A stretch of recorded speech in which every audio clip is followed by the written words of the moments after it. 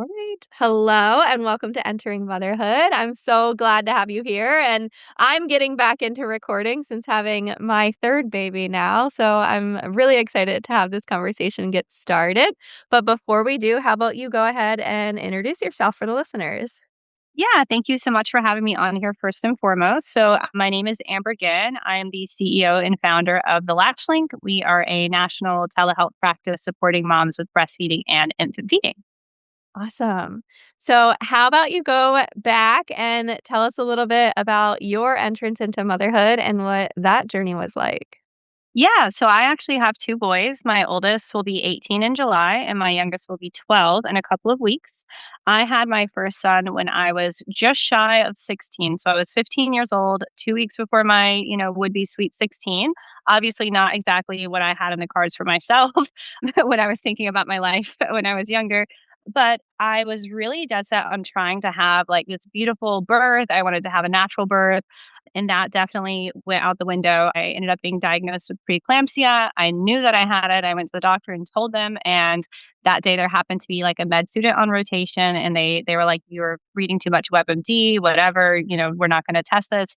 Within 72 hours, I was admitted to the hospital for preeclampsia. So I had an emergency C-section. Birth didn't go the way I wanted it to go at all. And I was just desperately hanging on to the possibility of breastfeeding. Like, that was so important to me because I was like, "Hey, like, me and this kid are not like, things are stacked up against us. And like, if I can just make sure that he has less allergies, like, I will be so happy." And that was going really badly in the beginning too. I ended up with double mastitis, which is actually pretty like IBCLCs can talk about that, but it's not common. I ended up with that. It was horrible. I went to the WIC office out of desperation and ended up seeing a breastfeeding peer counselor. So not even an IBCLC, just a peer counselor. And it was absolutely revolutionary for me. She taught me how to latch my baby. She actually listened to me. She got me set up with a breast pump because in the hospital I had asked for one and they told me that I had too much on my plate already and to not worry about it. So I'd experienced a lot of like dismissal and just, not the level of respect that you should give to anyone. It just was completely not cool the way I was treated. But this lady was like, "Right on, I'll get you a breast pump." The thing looked like a dang on boombox from the 90s, and I took it back and forth to school every single day for my junior year. And I was able to reach that goal of providing breast milk to my son for that first year, which was life changing for me. I realized through that experience that I can, for one, do hard things, that there's people who know more than me about things, and someone telling me no is not like the end of the road. And so I was very like, it just changed everything for me. So I knew that I wanted to be able to provide that to other moms. And long story short, I thought I was going to be a nurse practitioner and all these other things. I ended up becoming a doula, childbirth educator, breastfeeding educator, CLC, and then I became an IBCLC. And so that's kind of how this company, without getting into how the company has grown, kind of how I got into what I'm doing and kind of what my entrance into motherhood was. So while it wasn't exactly what I would have preferred, like if I were ticking boxes, it was exactly what I needed. And I'm so grateful that God led me on that path to get me where I am now. Wow, yeah, there's so much there, and I think, you know, one, like, going through high school and pumping, like, what was that like? It was not fun. Yeah, so, like I said, boombox Medela from back in the day that you literally would attach, like, the old school manual pumps had this, like, little piston looking thing, and so you'd take it off and you'd attach it to that, and it was a nightmare. I remember coming back from my first day of school, so I went back to school at, like, I think 5 weeks postpartum because I didn't wanna miss too much school after a C-section, and I remember lugging this massive pump and these books, and it was just like, "This is horrible." So me now, I'm like, I'm so proud of that version of me because me now, I don't know. I don't know if I could do it, but she did it. I'm grateful for that. But I had to pump in the like the drama dressing room during lunch. And so I'd have to go and get the key for this dressing room and the teacher. I hope I hope he's having a good life. He was not a very nice man to me. He would like make me state what it was I needed the key for, even though he knew every day. So that I had to say it in front of the whole class. He would take forever to take the key off the key ring. It was just a lot of like, it was not fun. So I don't know. It was amazing that I could put up with it and stick it out. But it did midway through the year. I think I went to the office and I was like, "This man sucks and he's being mean." And they let me pump in a different room. But for the majority of the year, I did have to deal with that. So not the best, not the best experience. Yeah. Yeah, not only are you doing something that, a typical teenager is not dealing with, and like you're choosing to want to breastfeed and pump and continue to do that, and then to be like, up against that pushback as well. It's kind of like, what I'm doing, and like, why are you making this harder than it needs to be? Yeah, Yeah, it's it's one of so those things weird. like you always wonder like why people kind of do the things that they do and like why was that a thing for him? Like as a, grown adult, like I know, a I think it student. was right, the only thing I can think of is that he had very little power in his life, which is very sad for a grown man, and that made him feel powerful, and, I mean, hey, if that's what he needed, that's I feel bad for him. Yeah. Wow. So that must have been a journey and, having a cesarean as well. And that's what I had a cesarean for my first, and then both my other two were vaginal births. So Oh, fantastic. what was that like moving on then, did you know that you wanted to have more kids after your first or what was that like? Yeah, so I definitely not I'll be candid. I was like my birth with my first was not what I thought like nobody dreams of a teen pregnancy and birth. It was not what I would have, hoped for. So I was like, I will get a redo, as you think when you're young. I'm like, I'll just do it again and this time it'll all be fine. It wasn't obviously 'cause like that's not quite how motherhood and birth works. So I'd met my husband, we were married. I, had we got pregnant with my son, my younger one, and I ended up same thing, preeclampsia again. We ended up moving because of what he was doing for engineering school. We moved all the way from North Carolina to Colorado, and it was just another really hectic time. And so I really wanted to do a be back in the beginning, but by the end, I was just so worn down and my blood pressure was going crazy that I'm like, we're just going to do another C-section. I know what to expect, and I feel good about that decision. And so we did that. And all in all, that C-section was such a much better experience than my first because I knew what I was going into and I had a lot more agency over what happened. Yeah. Yeah, completely. And I think, like that's what's important too. And then when did you kind of become a doula, childbirth educator? When did that all kind of come into the picture? Yeah, so it's been so long now, I'm trying to think exactly. So I think around, like, 2015 my son was born in 2014, so around 2015, so I spent from, like, 2015 to, like, 2019-ish doing that, and I got my boards for my IBCLC, like, my start date was, like, December 31st, 2019, so right before COVID happened, which was a really fun time to build, like, a business, a private practice. Because as a doula, I was more like word of mouth, take it easy. Like I wasn't super serious about the business side, but as an IBCLT, I was like, I'm going to take this very serious. And so I was doing all of that amidst a global pandemic, which was interesting to navigate. Yeah, completely. And so you said that you had double mastitis with your first. Yes. How was that? And like what do you kind of do to help clients now, who are struggling with that or dealing with that? Or do you have any suggestions on what we can do to kind of prevent that beforehand?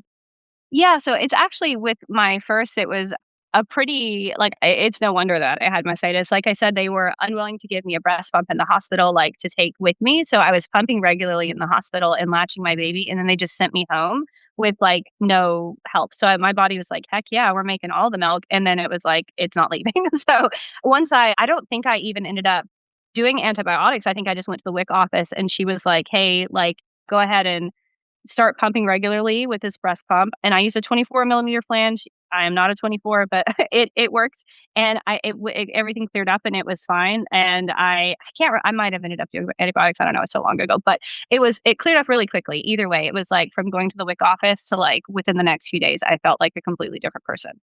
Yeah. Can you kind of explain what mastitis is and I guess like signs or symptoms of that? Sure, yeah. So mastitis is pretty much like an infection, for lack of a better word. We talk to a lot of moms and they're like, oh, I have a clogged duct. Is that mastitis? And it's definitely not. There's definitely different levels of mastitis and how serious it can be. Sometimes we have like subclinical mastitis that can be really tricky to diagnose, but to not get too in the weeds of that. I mean, pretty much if you wake up one day and you feel suddenly ill, like you have the flu, you have body aches, chills, you feel like your breasts are in severe pain, you have a fever, any of those things are things that should be evaluated by, depending on if you have a fever, I would say at that point, probably let's get in with your obstetrician and then also call the IBCLC while you're on the way. But some moms do choose to talk to an IBCLC first and then go to a doctor. It's completely like up to the mother. But yeah, mastitis is something we wanna keep. tabs on because while our bodies were definitely designed to breastfeed babies, it's one of those things that if we let go too long, it can cause damage to milk ducts, and we just, we don't wanna mess around with that. Yeah. And then you mentioned, yeah, clogged ducts, things like that. What are some common things that you're seeing moms are, struggling with, finding out, and then what personal experience have you had with those as well? Yeah, so clogged ducts I think are fairly common and in my experience are usually from moms like using the wrong size flange or like using some of the nifty tools we have now, like certain pumping bras, but maybe they don't fit quite right. And so we have like the flange cutting into one side and it's like blocking flow. I always encourage every mom, if you're not ever like look on YouTube, literally like how our boobs work, like what it looks like on the inside, because it's really fascinating the way our breast tissue is structured and the way our milk ducts function. And I think if you can see that, then you're like, "Oh, okay, I see how me, sitting, with my phone while I'm, like, with my pump on is like that's why I keep getting a clogged duct up near my right armpit or whatever." And, like, it helps you understand what's happening. But I would say the biggest thing that we see moms come to us with is latch pain and milk supply issues. Those are, like, the big 2. Yeah. Have you seen that? I guess it was an AI generated milk duct image Oh, that's been yeah. circulating that people are like outraged about, saying like that's not actually what it looks like. Yeah, I don't know. I saw that too, and I'm like, "That doesn't look totally right to me," but it is like, are they it's like a very interesting tissue in the sense that it's not like it's very collapsible, and so, like, if even doing things like moving your boobs around a little bit or, like, getting on a Vibe plate before breastfeeding if you happen to know someone who has one or have one, or you, like, do some lymphatic, opening and drainage type movements, all of those are gonna facilitate, like, the movement of milk, which is, I think and that's one thing I've found, like, as a clinician across time is the more we can just help mothers understand how their bodies were designed to work, like, the more empowered they are to let them work the way that they were supposed to work without needing a lot of heavy-handedness, which is a big thing for us as being virtual. We have so many moms that are like, "Well, how are you gonna help me if you can't, like, physically grab my boob?" And it's like, "Well, you actually don't really need that. If you can just understand the why and the how, then most moms, they can, like they're like, 'Oh, my baby needs space between their chin and chest in order to actually open their mouth. No one ever told me that. Like, now I understand.'" And it's yeah, so our bodies are very interesting, but I think yeah, and to not get off on a tangent, I think it's cool to see the visual representations even if they're not 100% accurate. I think it helps us get those wheels turning on how our bodies work. Yeah. Yeah. I had a lot of success with my first 2 children with breastfeeding, and with my daughter, our oldest, we went about a year and a half, and it was almost exclusively breastfeeding except for when I went to work and I would pump. And then Yeah. with our son, it went for about, like, 10, 11 months, and then he was biting, and so that was a Ooh, little bit of an issue, so then I that's not switched fun. to pumping exclusively, and now with our youngest, she's only 3 months now, but we had, I would say it was a lot of latch issues, and it was very shallow and very hard, and she still latches extremely hard. But I had decided to just switch to pumping because of how, like, cracked and hurt my nipples Mm. were after only about a week and a half or 2 weeks. So then probably since 2 weeks, we have been pumping, and so like, obviously, there's, like, different things that go on and things like that, and, like, I do have, lactation support and things like that, but that was, like, a decision that I had decided on, and we occasionally will, like, actually nurse, but Yeah. now I feel like my milk is coming in way too strong. So Ooh, then okay. when she latches, the bottle, I think, is a slower pool, and so she'll suck as hard as she does with the bottle, and then she's getting, like, way too much. And I also Yeah. feel like my boobs are just more accustomed to the pumps and things like that. So, like, what can you say about maybe, like, pumping too soon, switching back and forth between pumping, breastfeeding, like, understanding what our goals are and what things can kind of offset that? Yeah, yeah. So I think that's a wonderful question because that's one thing we really love to chat with moms about because so many moms are just told, just the blanket statement, breast is best, like do this, do that. And we're not really like delineating down like, okay, well, what does that mean for this unique woman and her journey? And it can look very different. So I think for some moms, they definitely can start pumping, quote unquote too soon. But I think having someone you can work with who really helps you work backwards from what your goals are to what that looks like in terms of the decisions you're making is like the most valuable thing because if you're wanting to pump, then maybe you need to start pumping straight away, but maybe you don't and you need to pump when you're returning to work and so on and so forth. We have so many moms who come to us and they are pumping and they are latching and they are bottle feeding and they're doing everything and no one has told them that they don't necessarily have to do that. And so I think just having someone to work with to determine like what are your goals and what does that look like in practice? Because I want to breastfeed is like it's not a goal. It's just not, unfortunately, like in my professional opinion. I think you need to like you gotta bring it a couple of levels down into, like, why do you wanna do that? What does that look like? And so on and so forth. Yeah, awesome. So what would you say are maybe like 5 questions to sort of ask ourselves prenatally? Like maybe we're pregnant right now and we're thinking about breastfeeding. Like we just think, oh, like you've heard it's natural, it's normal, like it's just gonna happen. Like what are maybe 5 really good questions that you think would be great to ask yourselves if breastfeeding is in the realm of what you want to accomplish? Yeah, so, I mean, I would definitely say first and foremost, like, why do you want to breastfeed? Is it because it's something that you feel, like, called to do because of, like, bonding or because of health, benefits and so on and so forth? I think that that's really important.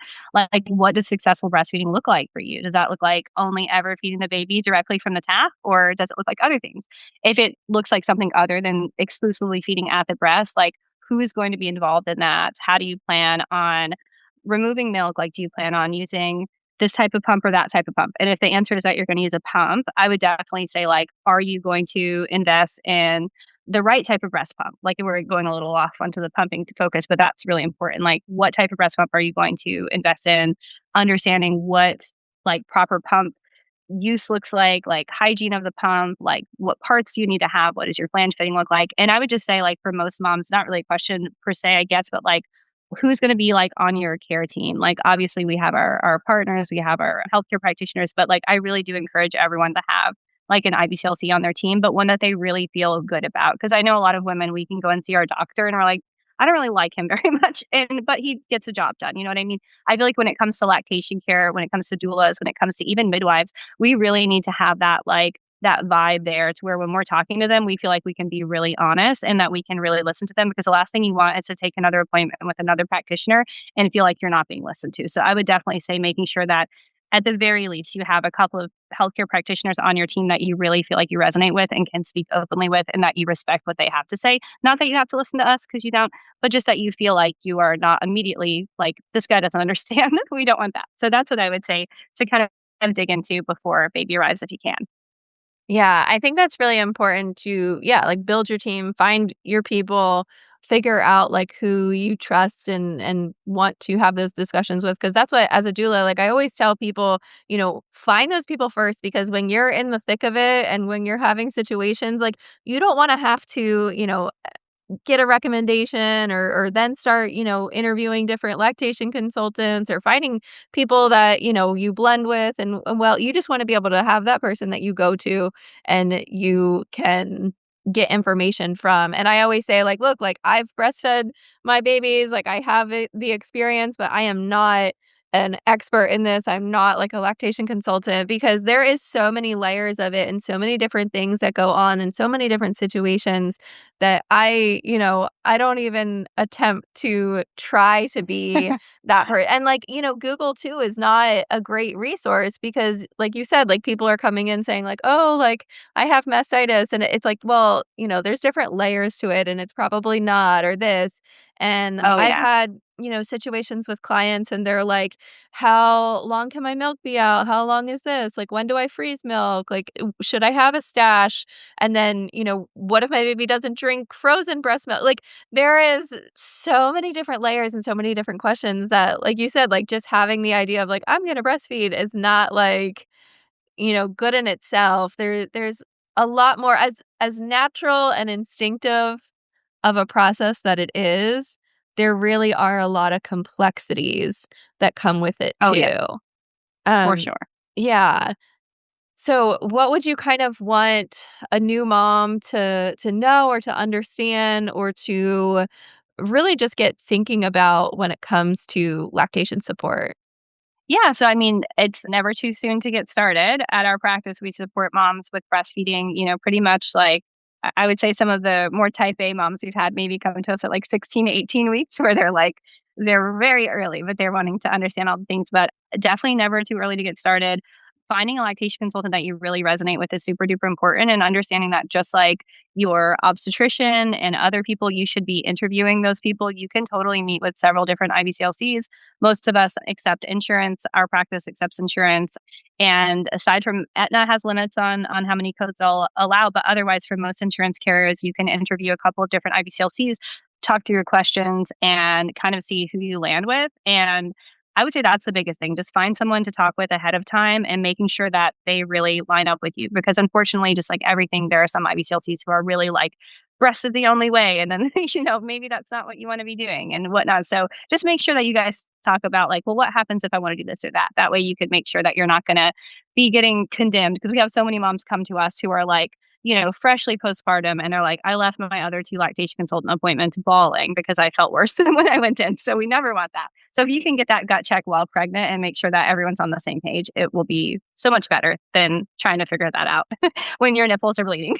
Yes, yeah, and I think that's so important too, that's something that I look for and something that I love and respect because, like you said, there are some people out there that it's like, okay, like, breastfeeding means, like, literally feeding from the breast and that's it, and while, I think that's great if that's the route that you wanna go, I think there are multiple different layers of how you can feed, and, even just with my 3 children and the range of differences that we've had, I can say, like, there's different ways, and for us, like, this time around, like I said, pumping just felt better, and then that's what we've, successfully been able to do, but there's just, like, so many layers, and like you said, like, finding somebody that you're happy when you get off a call with or meet in person Yes, and for sure. not, feeling worse than you you did when you first got on, I think that's super important. And there was something else I had in my head that I wanted to say that I completely forget. Oh, that's okay. I was Um, just gonna elaborate too. I would say yes. definitely making sure that you're, like who they're in service of, because in our practice, all of our practitioners, we're really focused on we are like in service to the mom. We are not in service to like the WHO guidelines or to what the CDC recommends. Like we are looking at a woman who is the boss of what she's doing, and that's what we're here to support. So I think whether it's a doula, a lactation consultant, whomever it is, making sure that you align yourself with someone who sees you as a boss. That's super duper important because while I know a lot of things. I am not here like, I have my own children to worry about, and I'm not trying to boss anybody around, so I think that can get lost sometimes in the birth space where we think women need to be told what to do, so making sure that you find people who really see you as the sovereign authority of what's going on is super duper important. Yes, yeah, I love the way that you worded that and the way that you said that because it is really important, and it's hard sometimes to find providers and consultants, the different people that believe in that, and, as experts in our fields, we might know all the information or know all the different types of things that are out there, but it isn't up to us to tell somebody how to parent, to mother, to live their life. So I think that's really important to find people that align with that if that's what you choose. I mean, if you want to find somebody who's going to go out and tell you like you need to do this exactly like this and that's the only way, Hey, you to each their know. own for sure. Yeah, But yeah, I truly believe that, these people are, responsible and want to know all the different options, but are the ones ultimately making the decision for their family. for sure. Yeah.